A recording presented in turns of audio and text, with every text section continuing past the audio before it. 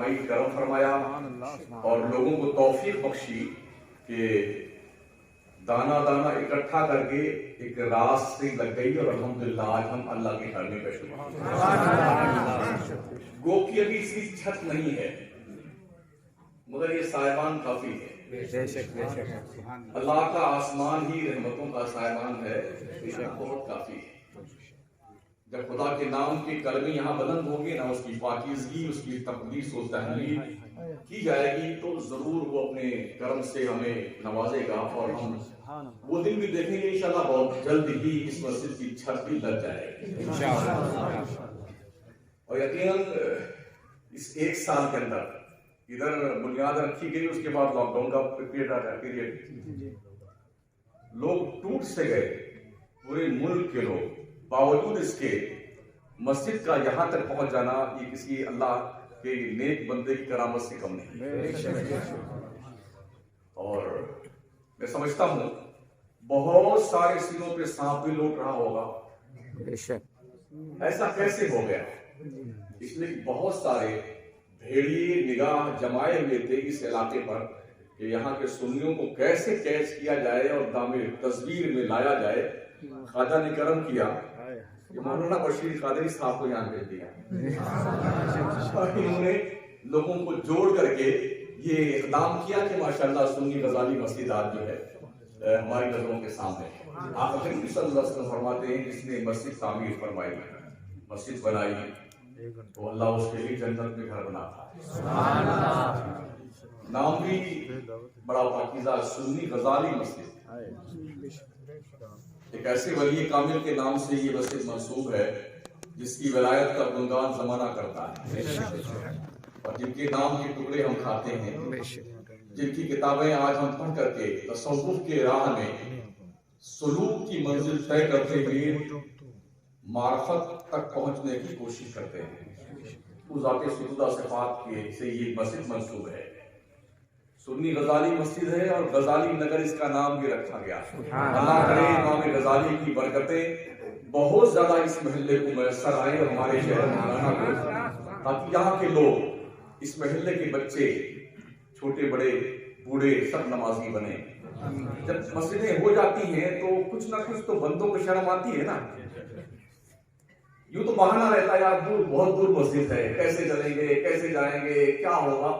اور جب قریب مسجد ہو جاتی ہے تو کچھ نہ کچھ حیا تو باقی رہتی ہے۔ انشاءاللہ لوگ نمازی بنیں گے اور میں امید کرتا ہوں جس امام کا تقرر یہاں کیا جا رہا ہے، محب مکرم حضرت مولانا حافظ القاری تکمیل صاحب اللہ رضوی، سبحان اللہ، ماشاءاللہ، بڑے ٹھوس سنی ہیں، مسلک کے پابند، اور ہم سے پہلے یہ مکرانے میں آئے ہیں، پھر تو 25 سال ہوئے نا، ان کو شاید 30 سال کے اوپر ہو گئے ہوں گے، تو پابند بھی ماشاءاللہ، ذمہ دار بھی ہیں، اور 25 سال سے ہم انہیں تو پرکھے ہوئے ہیں الحمدللہ۔ تو انشاءاللہ ہم کوشش کریں گے کہ اس محلے کے لوگ اور زیادہ اتسک ہوں اس کے معاملے میں کہ وہ مسجد کو سجدوں سے آباد کریں۔ ہم گزارش کریں گے سنی دعوت اسلامی کے افراد سے بھی، دعوت اسلامی کے لوگوں سے، کہ وہ محلے میں آ کر کے دورہ کیا کریں۔ ہم اپنے ائمہ سے ماشاءاللہ آج یاد کروں 15 کے آس پاس مولانا اور امام لوگ یہاں بیٹھے ہوئے ہیں اس مسجد میں، اپنی اپنی مسجدوں سے نماز کو وہاں جماعت کرانے کے لیے اپنا امام کے حوالے کر دیا یا مؤذن کے حوالے کر دیا، وہ سارے امام یہاں تشریف فرما ماشاءاللہ۔ تو ایسا بہت کم ہوتا ہے ایسا، لیکن یہاں پر ماشاءاللہ سب تشریف لائے ہیں، ان کی برکتیں انشاءاللہ ملیں گی آپ کو۔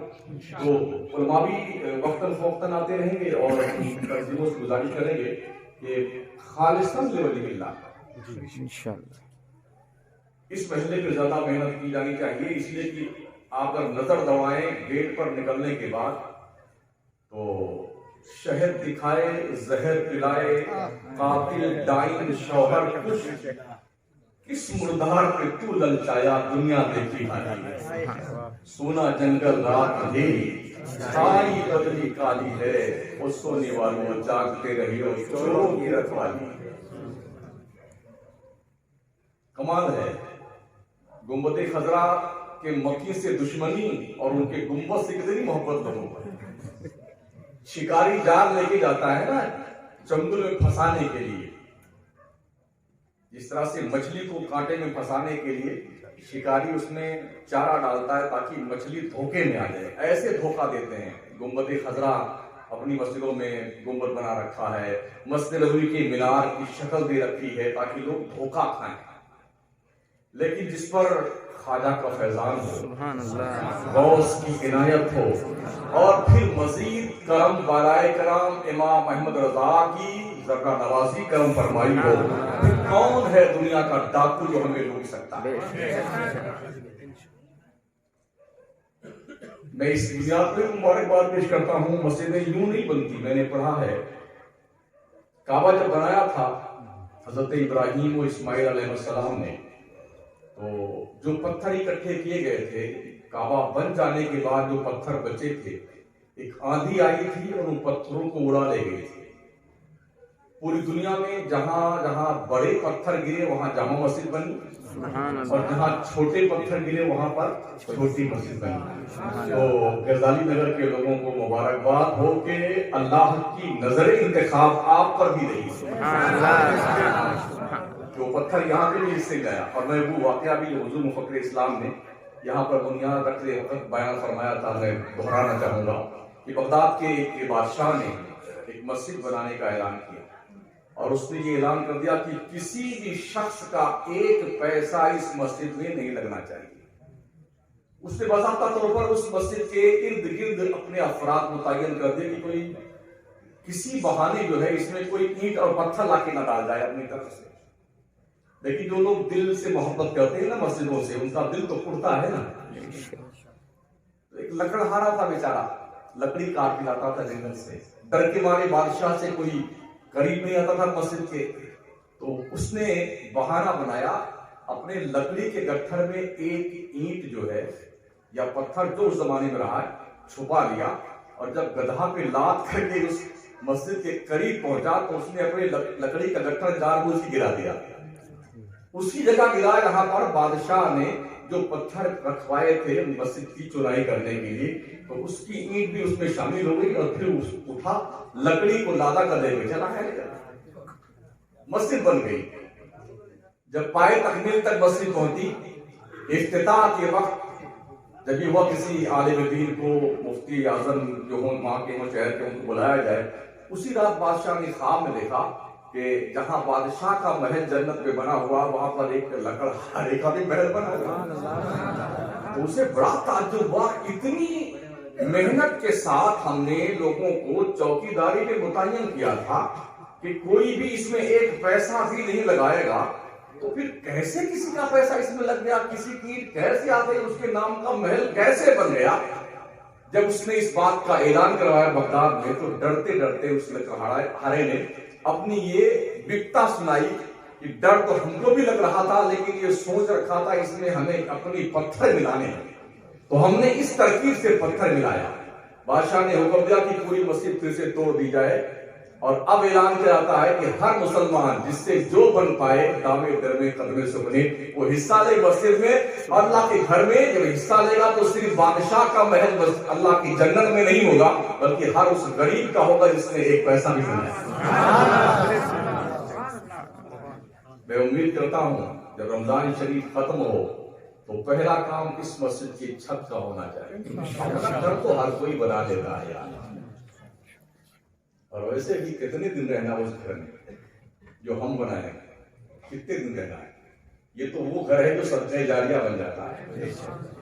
जब तक ये मस्जिद रहेगी, जितने लोग नमाज पढ़ेंगे, सबकी नमाजों का मजमूई तौर पर सवाब उन बंदों को मिलता रहेगा जिन्होंने एक पैसा भी इस मस्जिद में लगाया।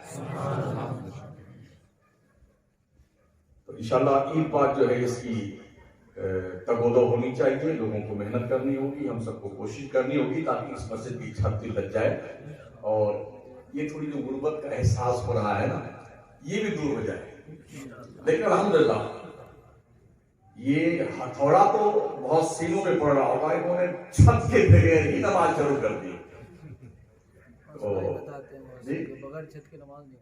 ہاں اچھا یہ یار نئے نئے مسئلے کمال ہے جی بغیر چھت کے نماز نہیں ہوتی. ارے واہ یار کمال کرتے ہو. کعبے پہ تو چھت ہے. مسجد نبوی کتنے دن بنی تھی تب تک حضور بغیر چھت کی نماز پڑھتے تھے. پتہ نہیں کس جنگل سے جاہل پڑھ کے آتے ہیں سمجھ میں نہیں آتا. اس کے علاوہ ایمانداری سے مجھے بتائیں یہاں پر بہت سارے حاجی لوگ بھی ہوں گے, بہت سارے لوگوں نے عمرہ بھی کیا ہوگا. جب آپ مطاف میں نماز پنجگانہ پڑھتے ہیں تو مطاف میں کوئی چھت ہے کیا؟ بولیے جہاں کعبہ کے کنارے طواف کرتے کوئی چھت ہے وہاں پہ؟ تو ان گدھوں سے پوچھو جب بغیر چھت کے نماز نہیں ہوتی ہے تو جتنے لوگ طواف کرتے کرتے نماز پڑھنے لگتے ہیں یا نماز پڑھتے ہیں ان کی نمازوں کا کیا حال ہوگا؟ ارے کم از کم تمہیں بیوقوف کو یہ تو سوچنا چاہیے تمہاری یہ مکاریوں کے مسئلے اب شہر مکرانہ میں تو انشاءاللہ نہیں چلیں گے. جی بہت چلا لی تم یہ دھپل بازی. اب قوم کے بھی بچے سنیت کے جامع میں الحمدللہ عالم دین بن کر کے مفتی بن کر کے فتویٰ دینے کی پوزیشن میں. ایک شمس الدین سے موت آ رہی تھی اب تو 75 شمس الدین ہاں اب کیا کچھ نہیں. نعرہ تکبیر نعرہ رسالت فیضان حضور شمس ملت فیضان حضور شمس ملت نعرہ تکبیر نعرہ رسالت. تو بالکل یہ بات دماغ سے نکال دیجئے کہ بغیر چھت کے مسجد کے نیچے نماز ہوتی. وہ جنگلی لوگ ہیں, گدھے ہوں, بیوقوف لوگ ہیں, ان کے پاس شعور نہیں ہے, علم نہیں ہے. الحمدللہ اگر کوئی بہت زیادہ ضد کرے تو اس کے کان میں ایک بار کہہ دینا شمس الدین کو بلاؤں کیا, بس اتنا کہہ دینا اس کو, انشاءاللہ اس کا جو شیطان اندر کہاں نکل کے بھاگ جائے گا. ہاں تو اس لیے میری آپ سے گزارش ہے کہ آپ نمازیں جس محلے سے بھی آپ آتے ہیں نمازیں ضرور پڑھیے. آپ یہ آپ کی پرسنل پراپرٹی ہے جو کوئی چھین نہیں سکتا ہے. لیکن سنی امام کے پیچھے کسی غیر سنی پیچھے نمازیں برباد مت کیجیے گا, ورنہ مدت رقم بھی ضائع ہو جائے گی منافع کے چکر میں. مدت رقم بچائیے. اور اس محلے کے لوگوں سے میں اپیل کروں گا, گزارش کروں گا کہ آپ خود بھی نماز پڑھیے, اپنے بچوں کو نماز پڑھنے کے لیے آمادہ کیجیے, ان کے دلوں میں حضور کی محبت پیدا کیجیے. اس لیے کہ حالات اتنے ناگفتہ بے ہوتے جا رہے ہیں کہ اگر ہم نے اپنی بچوں کے دلوں میں عشق مصطفیٰ کی شمع روشن نہیں کی تو آنے والی نسلیں ہماری نہیں ہونی کسی اور کی ہوں گی. آئے دن کچھ نہ کچھ فتنہ چلتا رہتا ہے نا, کبھی قرآن کے خلاف, کبھی صاحب قرآن کے خلاف, کبھی طلاق کے بارے میں, کبھی نماز کے بارے میں, کبھی کس کے بارے میں, کبھی ختنے کے بارے میں, کبھی برقع کے بارے میں, پتہ نہیں کیا کیا لوگوں کو ہو گیا ہے. اس صورت میں ہماری ذمہ داری بنتی ہے کہ ہم خود بھی سچے پکے مسلمان بن کے رہیں, اپنی اولاد کو, اپنی بچیوں کو, ماؤں بہنوں کو, گھر والوں کو سچا پکا سنی بنا کے رکھیں انشاءاللہ. ٹھیک ہے نا, بہتر ہوگا. اور ہاتھ میں مسلک اعلیٰ حضرت کا دامن ہونا. چھتر چھایا غریب نواز کی ہے, پورا ہندوستان ان کا ہے. فیضان مخدوم سمنا ہے اور ہاتھ میں مسلک اعلیٰ. بس انہی چند کلمات کے ساتھ میں اپنی گفتگو کو فل اسٹاپ دیتا ہوں, اس امید کے ساتھ کہ آپ لوگ ضرور مسجد کو آباد کریں گے. میں پھر ان سبھی دوستوں کا جنہوں نے اس مسجد کے تعلق سے جیسا بھی محنت کیا ہے, جیسے بھی حصہ لیا, اللہ سب کو جزائے خیر عطا فرمائے اور اس مسجد کو پائے تکمیل تک پہنچانے کی توفیق بخشے. السلام علیکم.